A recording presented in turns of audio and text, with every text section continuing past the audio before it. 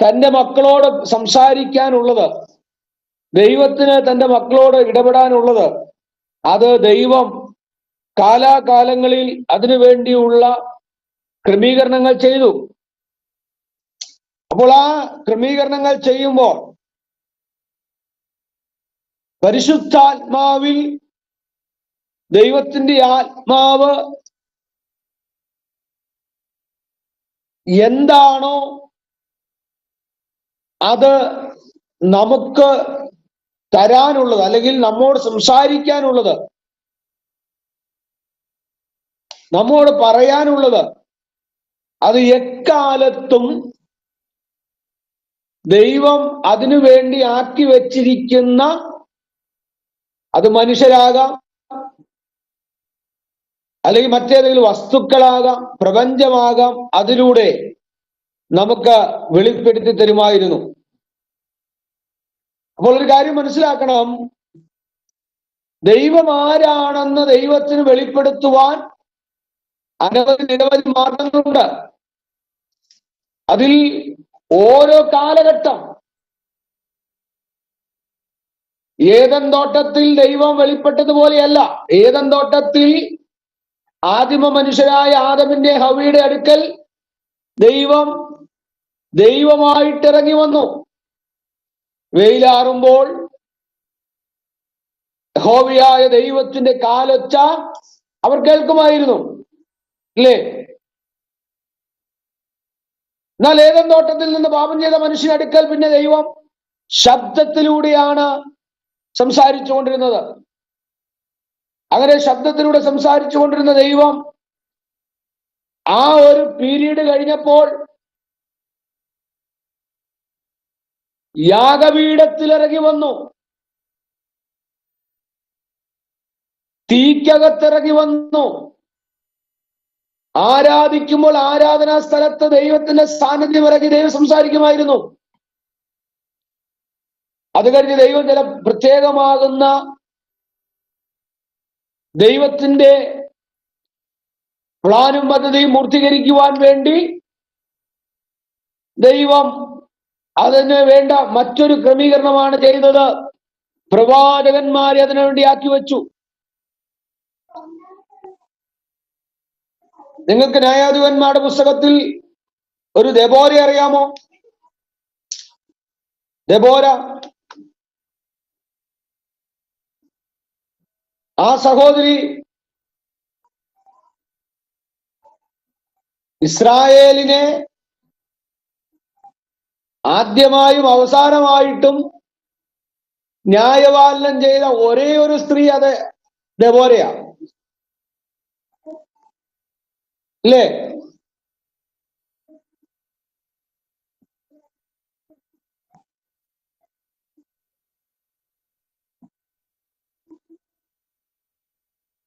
അഞ്ചാം അധ്യായം, ന്യായാധിപന്മാരുടെ പുസ്തകം 5-ാം അധ്യായം 1-ാം വാക്യം.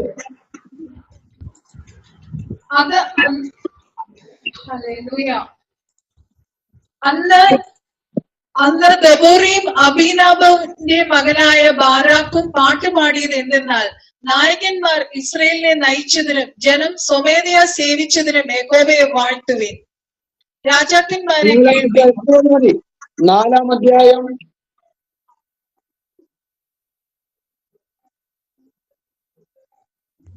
4-ാം അധ്യായം 14-ാം വാക്യം വായിച്ചേ. ജഡ്ജസ് 4:14. ഹല്ലേലൂയ. അപ്പോൾ ദെബോര ബാരാക്കിനോട്, പുറപ്പെട്ടു ചെല്ലുക, യഹോവ ഇന്ന് സീസരയെ നിന്റെ കയ്യിൽ ഏൽപ്പിച്ചിരിക്കുന്നു, യഹോവ നിനക്ക് മുമ്പായി പുറപ്പെട്ടിരിക്കുന്നു എന്ന് പറഞ്ഞു. അങ്ങനെ ബാരാക്കും അവന്റെ പിന്നാലെ 10,000 പേരും താബോർ പർവ്വതത്തിൽ നിന്ന് ഇറങ്ങിച്ചെന്നു. ആമേൻ.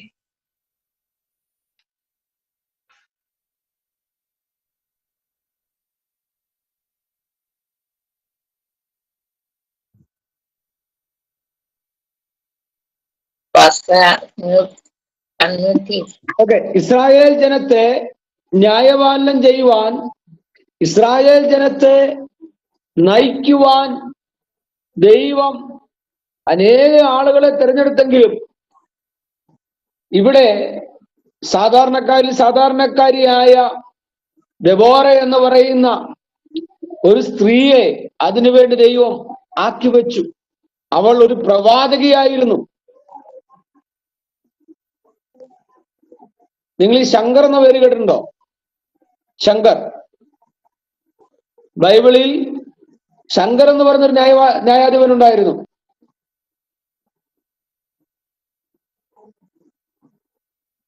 നോക്കണം.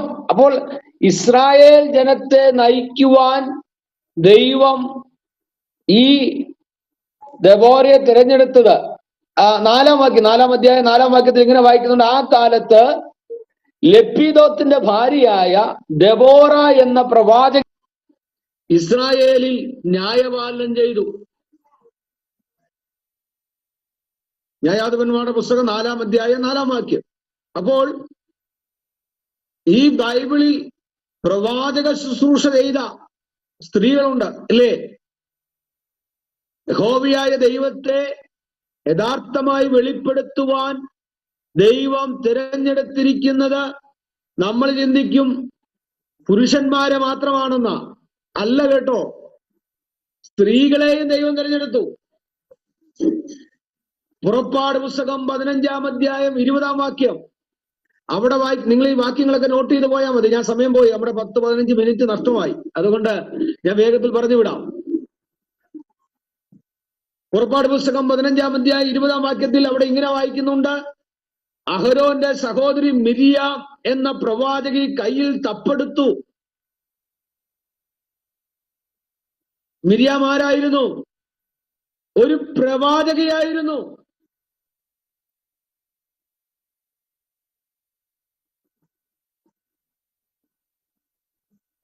രണ്ട് രാജാക്കന്മാരുടെ പുസ്തകം 22-ാം അധ്യായം 14-ാം വാക്യത്തിൽ അവിടെ കാണുന്നുണ്ട്: അങ്ങനെ ഹിൽക്കിയ പുരോഹിതനും അഹീക്കാമും അക്ബോരും ഷാഫാനും അസ്തായാവും അർഹാസിന്റെ മകനായ തക്കിയുടെ മകനായി രാജവസ്ത്ര വിചാരകനായ ശല്ലൂമിന്റെ ഭാര്യ ഹുൽദ പ്രവാചകിയുടെ അടുക്കൽ ചെന്നു. കണ്ടോ? ഹുൽദ പ്രവാചകി. അവൾ യെരൂശലേമിൽ 2-ാം ഭാഗത്ത് വാർത്തിരുന്നു. അവളോട് സംസാരിച്ചു. ഹുൽദ പ്രവാചകി നിങ്ങൾ കേട്ടിട്ടുണ്ടോ? യെശയ്യാ പ്രവാചകന്റെ പുസ്തകം 8-ാം അധ്യായം 3-ാം വാക്യം. അവിടെ കാണുന്നത് ഇങ്ങനെയാണ്: ഞാൻ പ്രവാചകയുടെ അടുക്കൽ ചെന്ന് അവൾ ഗർഭം ധരിച്ചൊരു മകനെ പ്രസവിച്ചു. യഹോവ എന്നോട് അവന് മഹേർ ഷാലാൽ ഹാസ്ബസ് എന്ന് പേർ വിളിക്ക. ബൈബിളിലെ ഏറ്റവും നീളം കൂടിയ പേര്.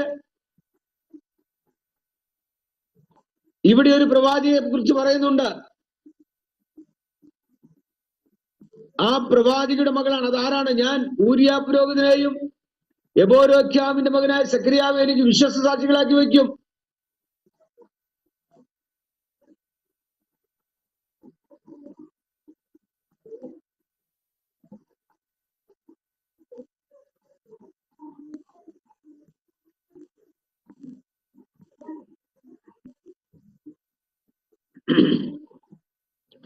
അപ്പൊ ദമ്മേശേക്കിൽ അവിടെയും ഒരു പ്രവാചകി ഉണ്ടായിരുന്നു. ഞാൻ അതിന്റെ ബാക്കി ഡീറ്റെയിൽസ് ആയ ഭാഗത്തേക്ക് പോകുന്നില്ല, കാരണം നിങ്ങളത് വായിച്ചു മനസ്സിലാക്കിയാൽ മതി.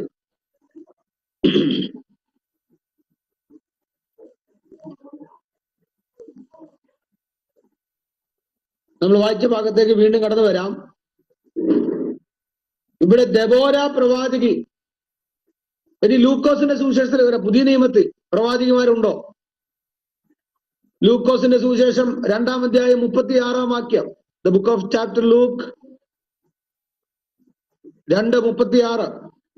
അവിടെ ആശേർ ഗോത്രത്തിൽ ഫനുവേലിന്റെ മകളായ ഹന്ന എന്നൊരു പ്രവാചകി ഉണ്ടായിരുന്നു. അവൾ കന്യകാലത്തിൽ പിന്നെ ഭർത്താവിനോടുകൂടെ 7 സംവത്സരം കഴിച്ച് 84 സംവത്സരം വിധവയാം വളരെ വയസ്സ് ചെന്നവളുമായി. ഇങ്ങനെയൊക്കെ വായിച്ചിട്ടുണ്ടോ?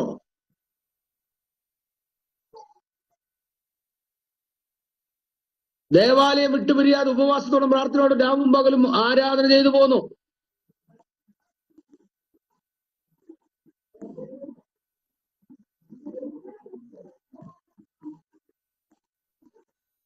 അപ്പൊ പുതിയ നിയമത്തിൽ ഒരു ഹന്നാ പ്രവാചകയെ പറ്റി പറയുന്നുണ്ട് കേട്ടോ.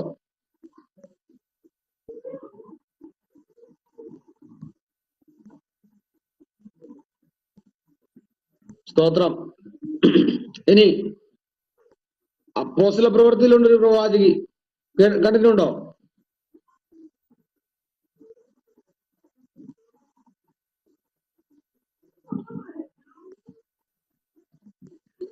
പിറ്റേന്നാൾ ഞങ്ങൾ പുറപ്പെട്ട് കൈസരിയിലെത്തി. അപ്പോസ്തല പ്രവൃത്തി 21-ാം അധ്യായം 8-ാം വാക്യം. 7 പേരിൽ ഒരുവനായ ഫിലിപ്പോസ് എന്ന സുവിശേഷകന്റെ വീട്ടിൽ ചെന്ന് അവനോടുകൂടെ പാർത്തു. ഫിലിപ്പോസിന് കന്യകമാരും പ്രവചിക്കുന്നവരുമായ 4 പുത്രന്മാരുണ്ടായിരുന്നു. ഇനി ഞാൻ ഇതിന്റെ കണ്ടന്റ് പറയാം. യഹോവയായ ദൈവത്തെ പ്രവചന ശബ്ദത്തിലൂടെ വെളിപ്പെടുത്തുവാൻ ദൈവം കാലാകാലങ്ങളിൽ ഓരോരുത്തരെ ആക്കി വെച്ചു. അവയിൽ ഏറ്റവും പ്രധാനപ്പെട്ട ഒന്ന് മനുഷ്യരായിരിക്കുന്ന അഭിഷിക്തന്മാരെ ശക്തന്മാരായ പ്രവാചക ശുശ്രൂഷയ്ക്ക് വേണ്ടി ദൈവം ഇറക്കി. അങ്ങനെ ദൈവദാസന്മാരെ മാത്രമല്ല, സഹോദരന്മാരെ മാത്രമല്ല, ശക്തവേറെ ശുശ്രൂഷയ്ക്ക് വേണ്ടി ദൈവം സഹോദരിമാരെ തിരഞ്ഞെടുത്തു. ഇനി പ്രായമുള്ള സഹോദരിമാരെ മാത്രമല്ല, ഫിലിപ്പോസിന്റെ മക്കളായിരിക്കുന്ന കന്യകമാരായിരിക്കുന്ന പറഞ്ഞ വിവാഹം കഴിഞ്ഞിട്ടില്ലാത്ത, ദൈവസന്നിധിയിൽ നേരോടും വിശുദ്ധിയോടും വേർപാടോടും കിടന്ന 4 പുത്രിമാരും ഉണ്ടായിരുന്നു പ്രവാചകണത്തിൽ. ഇസ്രായേലിനെ ന്യായപാലനം ചെയ്യാൻ സഹോദരി ദെബോരയുണ്ടായിരുന്നു. എക്കാലത്തും ദൈവം ദൈവത്തിന്റെ പദ്ധതിക്ക് വേണ്ടി ആരെയാണ് ഉപയോഗിക്കുന്നതെന്ന് നമുക്കറിയാൻ കഴിയില്ല. അതുകൊണ്ട് ഇന്ന് ഈ ദൈവത്തിന്റെ വചനം പഠിക്കുന്ന പ്രിയപ്പെട്ടവരെ, നിങ്ങളുടെ പേരും ദൈവം ആ ശുശ്രൂഷകൾ തരും. നമ്മളൊന്ന് നിന്നുകൊടുത്താൽ, നമ്മളൊന്ന് തയ്യാറായാൽ, ആണെന്നോ പെണ്ണെന്നോ വ്യത്യാസമില്ലാതെ യഥാർത്ഥമായ ക്രിസ്തുവിനെ വെളിപ്പെടുത്തുവാൻ പ്രായഭേദമന്യേ വർഗവർണ്ണ വ്യത്യാസമന്യേ നമ്മെയും ദൈവം ഉപയോഗിക്കുമെന്നുള്ളതിൽ യാതൊരു സംശയം വേണ്ട. അതുകൊണ്ട് ഈ കാലഘട്ടങ്ങളിൽ നിങ്ങൾ വളരെ പ്രാർത്ഥനയോടെ, കർത്താവ് ഓർമ്മിച്ചതുപോലെ വിശ്വാസത്തോടെ പ്രാർത്ഥനയോടെ ചില വെളിപ്പാടുകൾക്ക് വേണ്ടി, ദർശനത്തിനു വേണ്ടി, ദൈവിക സന്ദേശങ്ങൾ നിങ്ങൾ പ്രാർത്ഥിച്ചൊരുക്കത്തോടെ ആയിരുന്നാൽ ആദിമ കാലഘട്ടങ്ങളിൽ, ആദിമ നൂറ്റാണ്ടുകളിൽ ദൈവം ചെയ്തതുപോലെ തന്നെ ഈ കാലഘട്ടത്തിലും ശക്തമേറിയ ദൈവിക പദ്ധതികൾക്ക് വേണ്ടി നമ്മെയും ദൈവം ഉപയോഗിക്കുമെന്നുള്ളതിൽ യാതൊരു സംശയവും വേണ്ട. അതിനാൽ ദൈവം നിങ്ങളെ സഹായിക്കട്ടെ. അപ്പോൾ ഇങ്ങനെ ഇവിടെ ഇരുന്ന് ഈ ദൈവത്തിന്റെ വചനം പഠിക്കാൻ ഒരു അവസരം ദൈവം നിങ്ങൾക്ക് തന്നിട്ടുണ്ടെങ്കിൽ ഇതിന് പിന്നിൽ ദൈവത്തിനൊരു വലിയ ഉദ്ദേശമുണ്ട്, ദൈവത്തിനൊരു വലിയ പദ്ധതിയുണ്ട്. ചിലപ്പോ നിങ്ങളുടെ അമ്മയെപ്പറ്റി കളിയാക്കുന്നവര് കാണാം, പഴിക്കുന്നവരും ദുഷിക്കുന്നവരും കാണാം. അതിനോട് ചേർന്ന് ഒരു ദൈവിക ദൂത് ജസ്റ്റ് ഒന്ന് പറഞ്ഞ് ഞാനങ്ങ് വിടാം, പ്രസംഗിക്കാനൊന്നും സമയമില്ല. ഒരു ദൈവിക സന്ദേശം. ഇന്ന് ഈ ക്ലാസ്സിൽ പങ്കെടുക്കുന്ന പലരും, നിങ്ങൾ ചിലപ്പോൾ നിങ്ങളുടെ വീട്ടിൽ നിന്ന്, നിങ്ങളുടെ പ്രിയപ്പെട്ടവരിൽ നിന്ന് ഒത്തിരി പഴി ദൂഷിയൊക്കെ കേൾക്കുന്നുണ്ടാകാം.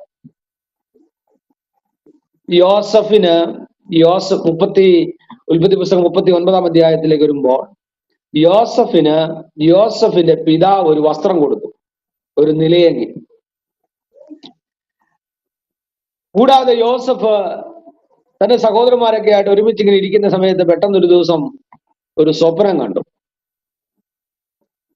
നിലയെങ്കിലും കിട്ടി, സ്വപ്നവും കണ്ടു കഴിഞ്ഞപ്പോൾ യോസഫിന്റെ ജീവിതത്തിൽ യോസഫിന്റെ കയ്യിൽ അപ്പൻ അല്പം ഭക്ഷണമൊക്കെ കൊടുത്ത് സഹോദരന്മാർ സുഖമായിരിക്കുന്നു എന്നറിയാൻ വേണ്ടി അവരെ ആടുകളെ മേയ്ക്കുന്ന സ്ഥലത്തേക്ക് സഹോദരന്മാരുടെ അടുക്കിലേക്ക് അയച്ചു.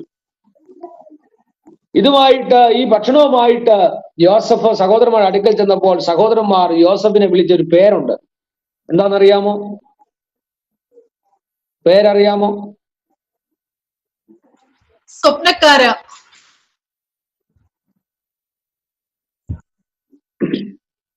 യോസഫിന് സ്വപ്നക്കാര.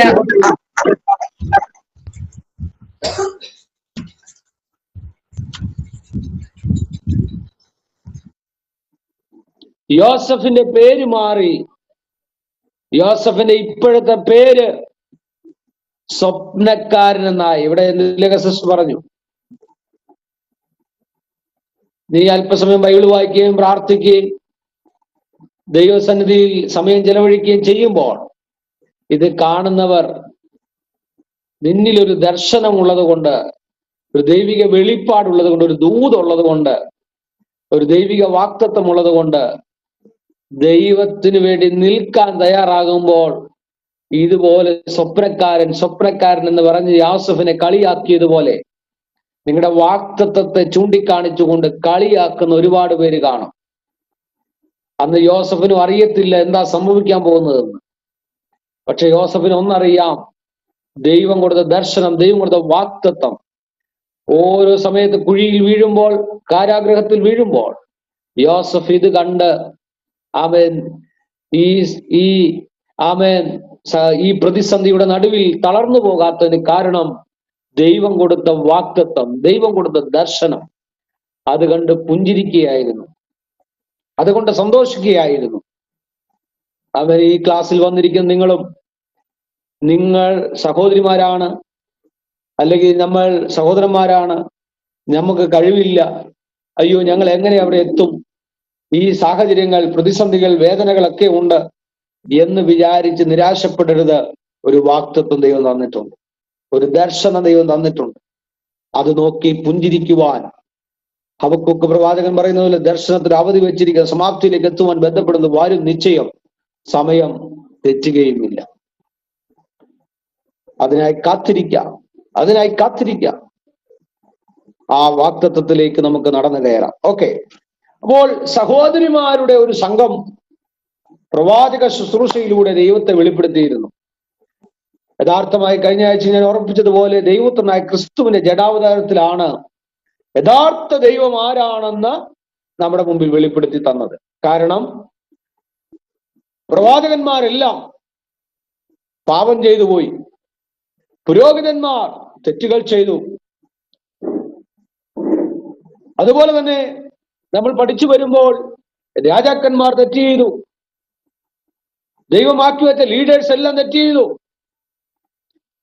ഒന്ന് രണ്ടോ കാര്യങ്ങൾ മാത്രം ഞാൻ അവിടെ ഓർമ്മിപ്പിക്കാം. യഹോവയെ ദൈവം ഏദനിൽ ആദ്യ മനുഷ്യനെ ആക്കി അവർ പാപം ചെയ്തു.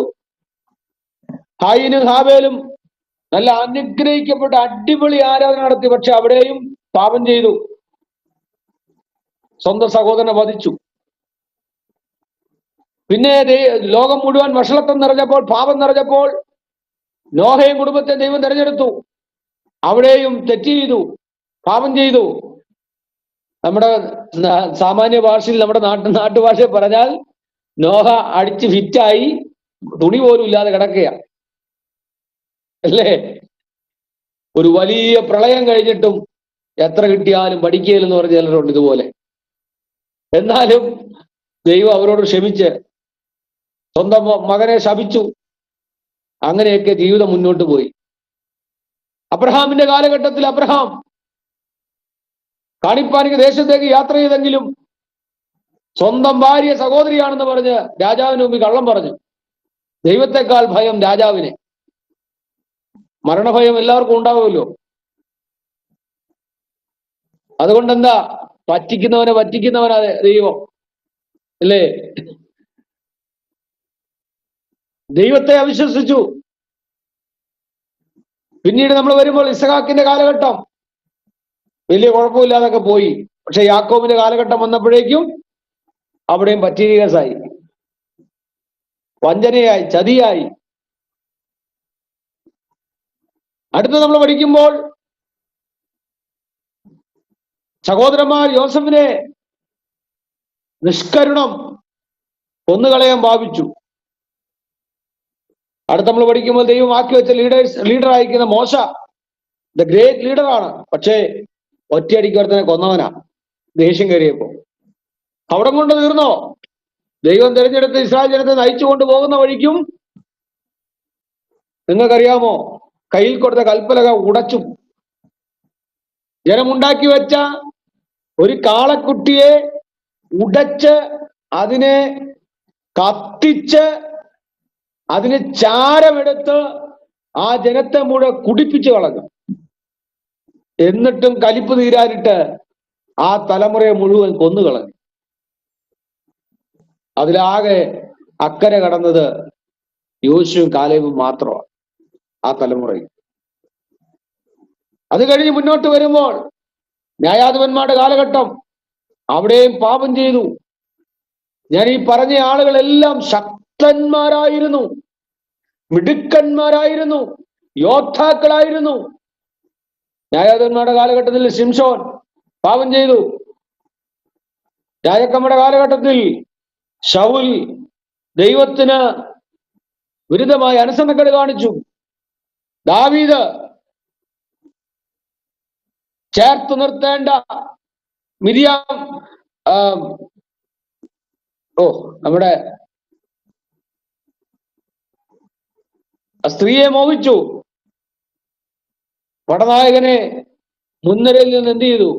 കൊന്നുകളഞ്ഞു അല്ലേ? ശലോമോൻ ശക്തനായ നേതാവായിരുന്നു, രാജാവായിരുന്നു. പക്ഷേ ശലോമോൻ എന്ത് ചെയ്തു? ദൈവത്തെക്കാൾ അധികമായിട്ട് എല്ലാവരെയും ചേർത്ത് നിർത്തി എല്ലാവരുടെയും മരുമോനായിപ്പോ. 1000 രാജ്യങ്ങളുടെ 1000 രാജാക്കന്മാരുടെ മരുമോനാ. വലിയ ശല്യമില്ലല്ലോ, വലിയ പ്രശ്നങ്ങളില്ലല്ലോ. എന്തെല്ലാം പരിപാടികള. പ്രവാചകന്മാര് ദൈവമാക്കി വെച്ചു, പ്രവാചകന്മാരും തെറ്റ് ചെയ്തു, പാപം ചെയ്തു, ദൈവത്തിന് വീണുപോയി, കോപം. പക്ഷേ യഥാർത്ഥമായ ദൈവം ആരാണെന്ന കൃത്യവും വ്യക്തവുമായി നമ്മുടെ മുൻപിൽ വെളിപ്പെട്ടതും വെളിപ്പെടുത്തിയതും കർത്താവായ യേശുക്രിസ്തു മാത്രമാണ്. യേശുക്രിസ്തുവിലൂടെ നാം മനസ്സിലാക്കി യേശുവിന്റെ ജനനം, യേശുവിന്റെ ജീവിതം, യേശുവിന്റെ പരസ്യ ശുശ്രൂഷകൾ, യേശു അഭിമുഖീകരിച്ച പ്രശ്നങ്ങൾ, പ്രതിസന്ധികൾ, യേശുവിന്റെ ജീവിതത്തിൽ താൻ നേരിട്ട നിയമ കോടതികൾ, വിധികർത്താക്കൾ, തനിക്കെതിരെ വാദിച്ചവർ, അവരുടെ എല്ലാം മുൻപിൽ എത്രയോ ശ്രേഷ്ഠമായ യേശുക്രിസ്തു നിന്നു. അതുപോലെ തന്നെ നമ്മൾ പഠിക്കുമ്പോൾ യേശുക്രിസ്തുവിന്റെ ക്രൂശുമരണം, യേശുക്രിസ്തുവിന്റെ പരീക്ഷാ കാലഘട്ടം, അത്ഭുതങ്ങൾ, അടയാളങ്ങൾ, വീര്യപ്രവർത്തികൾ, കളിയാക്കലുകൾ, നിന്ദകൾ, പരിഹാസങ്ങളൊക്കെ വന്നു. ഇതിനെല്ലാം ഇടയിൽ, ഈ സാഹചര്യങ്ങളുടെ എല്ലാം നടുവിൽ ഒരു കാര്യം മനസ്സിലാക്കണം, അവിടെ എല്ലാം ക്രിസ്തു പിതാവിനെ വെളിപ്പെടുത്തുകയായിരുന്നു. ക്രിസ്തു പിതാവിന്റെ സ്വഭാവം വെളിപ്പെടുത്തുകയായിരുന്നു. ക്രിസ്തു പിതാവിന്റെ മഹത്വം വെളിപ്പെടുത്തുകയായിരുന്നു. അതെല്ലാമാണ് നമുക്ക് അവിടെ കാണാൻ കഴിയുന്നത്. മറന്നു പോകരുത്. അപ്പോൾ നമ്മുടെ പറഞ്ഞ വിഷയത്തിൽ പ്രവാചക ശബ്ദത്തിലൂടെ, പ്രവാചകന്മാരിലൂടെ യഥാർത്ഥമായ ദൈവത്തെ വെളിപ്പെടുത്തി കാണിച്ചു.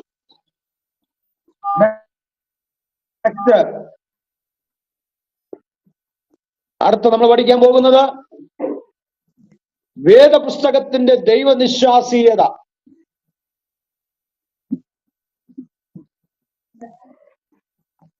നമ്മൾ 1-ാം ഭാഗം പഠിച്ചു, എ പാർട്ട് അല്ലേ?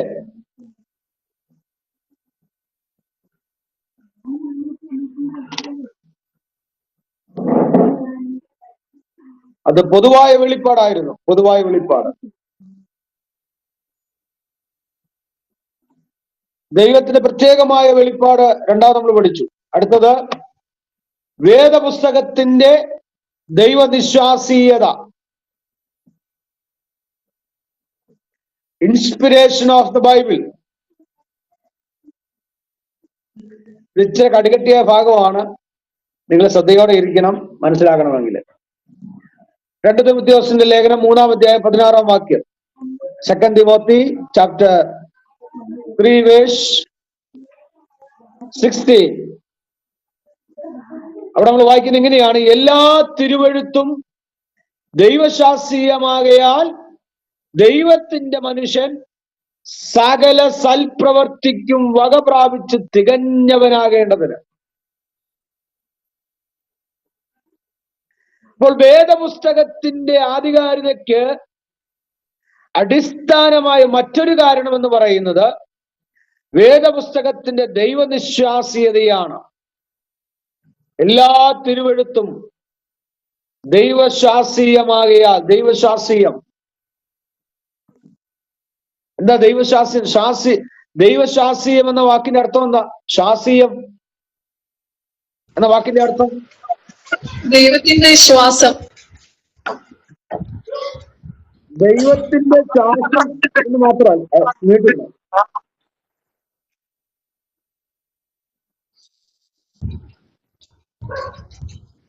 ദൈവം തന്റെ തിരുനാവ് കൊണ്ട് പറഞ്ഞത്. സിസ്റ്റർ പറഞ്ഞു കഴിയുന്നത് മ്യൂട്ട് ചെയ്യണം വേഗം.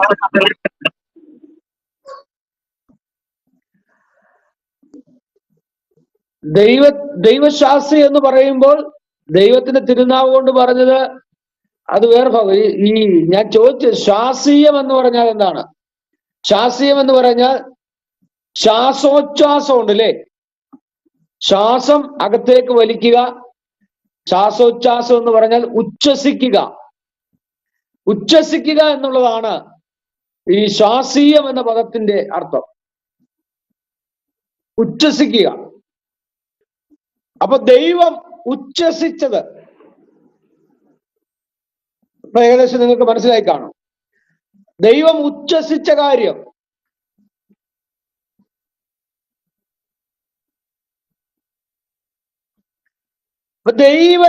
ദൈവത്തിന്റെ കാര്യങ്ങൾ അത് നമ്മോട് പറഞ്ഞു, സംസാരിച്ചു. അതെങ്ങനെയാണ്? തന്റെ ദാസന്മാരായ പ്രവാചകന്മാരുടെ മനസ്സിൽ ദൈവം തന്റെ സത്യം, ചിന്തകള്, വാക്കുകള് എന്നിവ എന്ത് ചെയ്തു? ഉച്ഛസിച്ചു അല്ലേ? അതെങ്ങനെയാണ് ഉച്ഛസിച്ചത്? ദൈവം തന്റെ ആത്മാവിനെ അവരുടെ ഉള്ളിലാക്കിയിട്ട്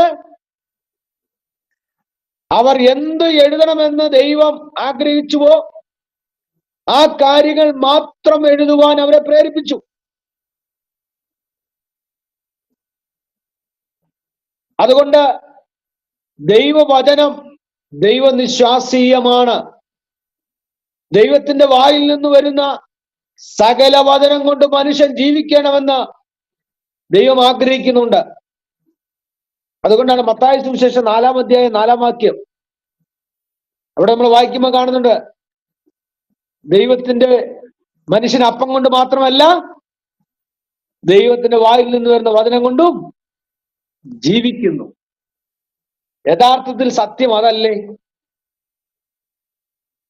നമ്മളും ഇന്ന് ജീവിക്കുന്നത് തമ്പുരാന്റെ വായിൽ നിന്നുള്ള വചനം കൊണ്ടല്ലേ? കണ്ടോ, ഈ ക്ലാസിന്റെ ആരംഭത്തിൽ ഞാനൊരു കാര്യം പറഞ്ഞില്ലേ? 2 പേരുടെ അനുഭവം പറഞ്ഞില്ലേ? അതുപോലുള്ള പ്രതികൂലം നമുക്ക് വന്നിട്ടുള്ളതല്ലേ? പക്ഷെ ദൈവം പറഞ്ഞിട്ടുണ്ട് ഒരു വാക്ക്: നീ ഭാരപ്പെടേണ്ട, നീ പ്രയാസപ്പെടേണ്ട, നിന്റെ സകല ചിന്താകുലവും എന്റെ മേൽ ഇട്ടുകൊള്ളുകയും ഞാൻ നിന്നെ പുലർത്തും. ചോദിക്കുന്നതിലും നനയ്ക്കുന്നതിലും അത്യന്തം പരമായി അല്ലേ?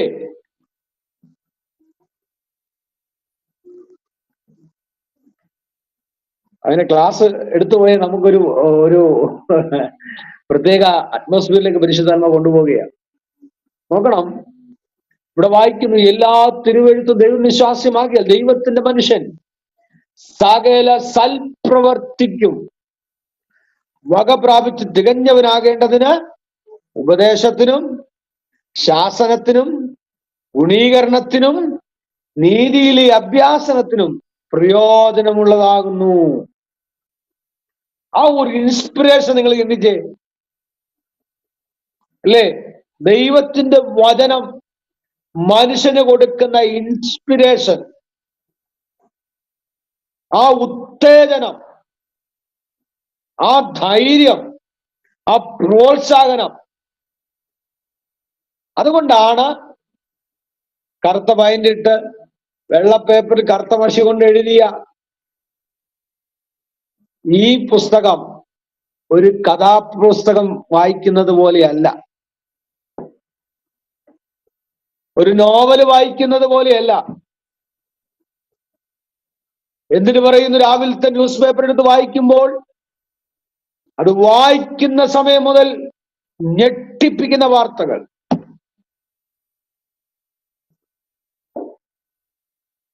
ഭയപ്പെടുത്തുന്ന വാർത്തകൾ. പക്ഷേ ദൈവത്തിന്റെ വചനം ദൈവത്തിന്റെ ശ്വാസമാകയാൽ ആ ദൈവത്തിന്റെ ശ്വാസം അകത്തോട്ട് വലിച്ചത് പുറത്തോട്ട് വിടുന്നത് പോലെ, അത് ഉച്ഛസിച്ചതുപോലെ ദൈവം നമുക്കൊരു ഉച്ഛസിച്ച് തന്നതായതുകൊണ്ട്, ദൈവം ദൈവമായിരിക്കെ ദൈവത്തിന് പറയാനുള്ളത് നമ്മളോട് പറഞ്ഞത് കൊണ്ട് ആ വാക്കുകൾക്ക് എന്തില്ല? മാറ്റമില്ല. ആ വാക്കുകൾക്ക് ഒരിക്കലും ചേഞ്ചസ് വരത്തില്ല. മറ്റാരേക്കാളും മറ്റെന്തിനേക്കാളും വിശ്വസിക്കാൻ കൊള്ളാവുന്ന ഒരേ ഒരു ശബ്ദം, ഒരേ ഒരു മാർഗം, അത് ക്രിസ്തുവിന്റെ സന്ദേശം, അത് ദൈവത്തിന്റെ വചനമാണ്. അവിടെ കാണുന്നുണ്ട്, അത് ദൈവം ഈ പറയപ്പെട്ട ദൈവത്തിന്റെ മനുഷ്യരെ കൊണ്ട്, പ്രവാചകന്മാരെ കൊണ്ട് ഈ വചനം എഴുതിപ്പിച്ചപ്പോൾ അവരുടെ സ്വന്തം കയ്യിൽ നിന്നൊന്നും എടുത്തെഴുതാൻ പറ്റിയില്ല. പറ്റിയോ? മത്തായിയും മർക്കോസും ലൂക്കോസും ഒക്കെ ലേഖനങ്ങൾ, സുവിശേഷങ്ങൾ എഴുതി. പൗലോസ് 12 ലേഖനങ്ങൾ എഴുതി.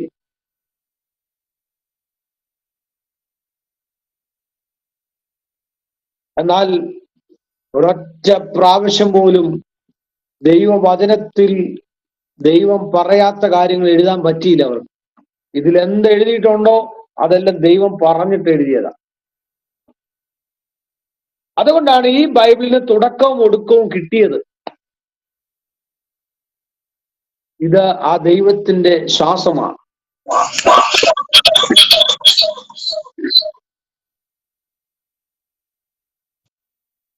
അല്ലെങ്കിൽ എങ്ങനെ ഉൽപ്പത്തി പുസ്തകം നമുക്ക് കിട്ടുമായിരുന്നു? പുറപ്പാട് പുസ്തകത്തിലല്ലേ മോശ വന്നത്? ഉൽപ്പത്തി പുസ്തകത്തിലെ 50 അധ്യായങ്ങൾ എങ്ങനെ കിട്ടുമായിരുന്നു? എവിടെ സോഴ്സ്? ആര് തരും?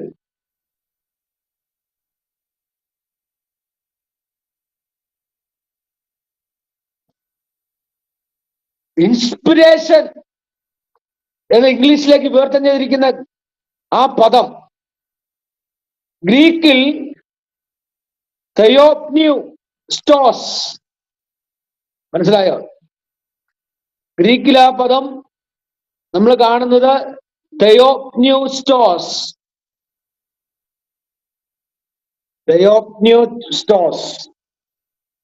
എന്ന പദമാണ്. അതിനർത്ഥം എങ്ങനെയാണ്? ഔട്ട് ബ്രീത്തഡ്, അല്ലേ? ഗ്രീക്ക് പഠിക്കുന്നവർക്കറിയാം. ഉച്ഛസിച്ചത്.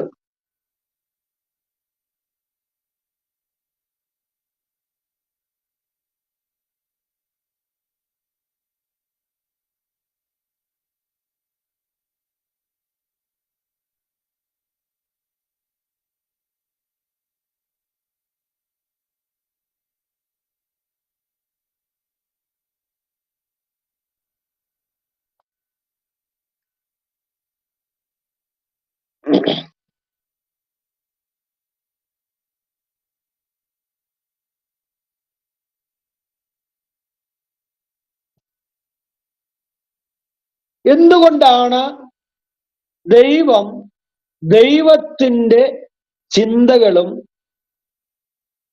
ദൈവം തന്റെ സത്യവും ദൈവം തന്റെ പ്ലാനും പദ്ധതിയും എല്ലാം ഇങ്ങനെ മനുഷ്യനെ അറിയിച്ചതെന്നറിയാമോ?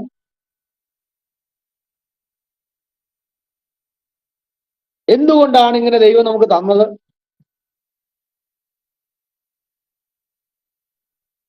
അപ്പോസ്തലനായ പൗലോസ് പറഞ്ഞ 4 വിധങ്ങളിലാണ് ഇത് കാണുന്നത്. ഒന്ന്, ദൈവം ആരാണെന്ന് നമ്മൾ അറിഞ്ഞിരിക്കണം. 2, യേശുക്രിസ്തു ആരാണ് നമ്മൾ അറിഞ്ഞിരിക്കണം. 3, മനുഷ്യൻ ആരാണ് നമ്മൾ അറിഞ്ഞിരിക്കണം. ഇനി ദൈവം പ്ലാൻ ചെയ്തിരിക്കുന്ന മനുഷ്യന്റെ രക്ഷയും ആ രക്ഷ എന്താണെന്നും നാം അറിഞ്ഞിരിക്കണം. മറ്റിതര പുസ്തകങ്ങളെ, തത്വങ്ങൾ, ശാസ്ത്രങ്ങൾ, വേദങ്ങൾ, പരിഷത്തുകൾ,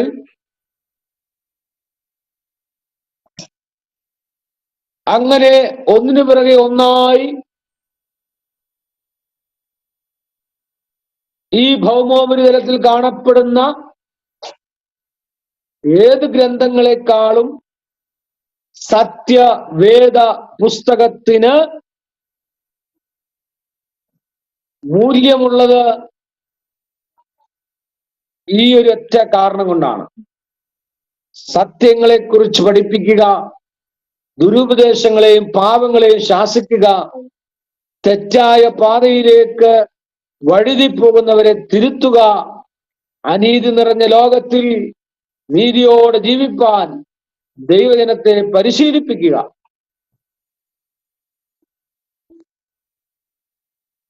ഒന്നുകൂടെ പറയാം, സത്യങ്ങളെ കുറിച്ച് പഠിപ്പിക്കുക, ദുരുപദേശങ്ങളെയും പാപങ്ങളെയും ശാസിക്കുക, തെറ്റായ പാതയിലേക്ക് വഴുതിപ്പോകുന്നവരെ തിരുത്തുക, അനീതി നിറഞ്ഞ ലോകത്തിൽ നീതിയോടെ ജീവിപ്പാൻ ദൈവജനത്തെ പരിശീലിപ്പിക്കുക. ഇന്നത്തെ ക്ലാസ് ഏകദേശം കഴിയേണ്ട സമയം 27 ദൈവനിശ്വാസ്യതയെ കുറിച്ച് അനേക സിദ്ധാന്തങ്ങളുണ്ട്. അപ്പോൾ ആ സിദ്ധാന്തങ്ങളിൽ ചിലത് നമുക്ക് എന്ത് ചെയ്യാം, അടുത്ത ക്ലാസ്സിൽ പഠിക്കാം. അനേക സിദ്ധാന്തങ്ങളുണ്ട്, അതിൽ ചിലത് പഠിക്കാം. ഇന്ന് നമ്മൾ പഠിച്ചത് ദൈവനിശ്വാസ്യതയാണ്. ആ ദൈവനിശ്വാസ്യതയെ കുറിച്ച് അനേക സിദ്ധാന്തങ്ങളുണ്ട്. ഇതൊക്കെ നോട്ട് ചെയ്ത് വെക്കണം. അടുത്ത ക്ലാസ് ഞാൻ ചോദിക്കാം.